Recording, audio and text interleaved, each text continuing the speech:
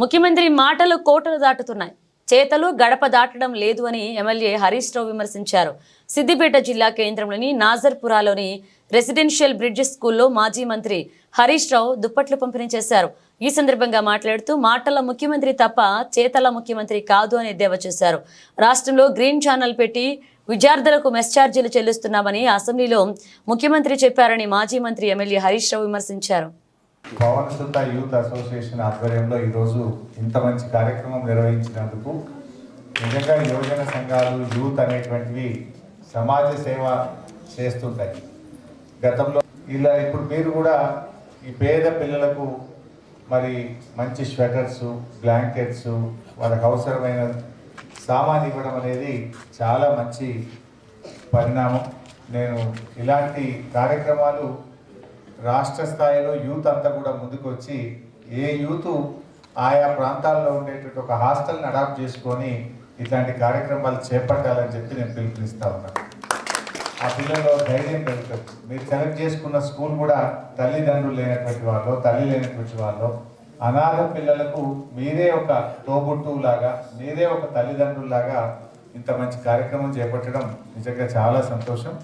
ఇది ఈ రకంగా సిద్దిపేటలో కానీ, మన జిల్లాలో కానీ, మన రాష్ట్రంలో కానీ అన్ని యూతులు కూడా ముందుకు రావాలి. ఇప్పుడు చలికాలం కదా, పాపం చలికాలంలో ఆడపిల్లలు కానీ మగపిల్లలు కానీ హాస్టళ్లలో వేడి నీళ్ళు రాక, స్వెటర్లు లేక, బ్లాంకెట్స్ కూడా ప్రభుత్వం ఈసారి ఇవ్వలేదు. ఇవన్నీ కూడా ఇస్తూ అందరూ కూడా ఇట్లా ముందుకు రావాలి. మరి ఇలా పవన్ సుత యూత్ మార్గదర్శకంగా నిలిచింది. అన్ని యూతులు కానీ, ఎన్జిఓలు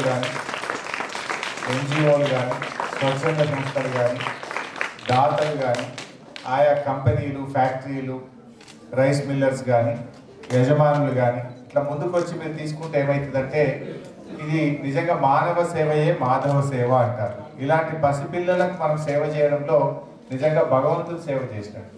తల్లిదండ్రులు లేని పిల్లలకు సేవ చేయడంలో గొప్ప సంతృప్తి ఉంటుంది, చాలా గొప్ప అనుభూతి ఉంటుంది. దీన్ని అందరూ కూడా అందిపుచ్చుకొని ముందుకు సాగాలని చెప్పి కూడా నేను కోరుతా ఉన్నాను. ఇప్పటికీ 4 నెలల మెస్ బిల్లులు పెండింగ్లో ఉన్నాయి. 4 నెలలు పెండింగ్లో ఉండడం ఏంటి?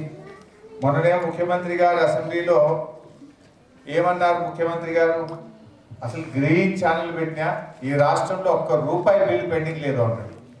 మరి ఇప్పుడు ఏమన్నారు? ముఖ్యమంత్రి మాటలు కోటలు దాటుతున్నాయి కానీ చేతలు గడప దాటడం లేదు.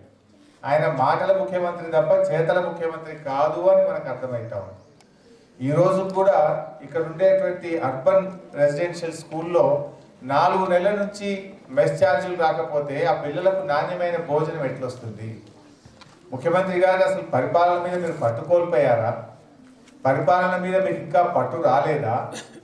ఎందుకు మీరు ఫెయిల్ అవుతున్నారు? అసెంబ్లీలో చెప్పిన దానికి అమలుకు దిక్కు లేకపోతే నీ మాటలు ప్రజలు ఎట్లా నమ్మాలి? ఇప్పటికే బాండ్ పేపర్ మీద రాసిచ్చిన 6 గ్యారెంటీలు ఉత్తయ్య అయిపోయినాయి. బాండ్ పేపర్ మీద ఇచ్చిన 6 గ్యారెంటీలకు అతి లేదు, గతి లేదు. అసెంబ్లీలోకి పిల్లలకి ఇచ్చే మెస్ ఛార్జీల విషయంలో కూడా మాట నిలుపుకోనటువంటి పరిస్థితుల్లో ఈ ప్రభుత్వం ఉన్నది. ఇంకా బాధ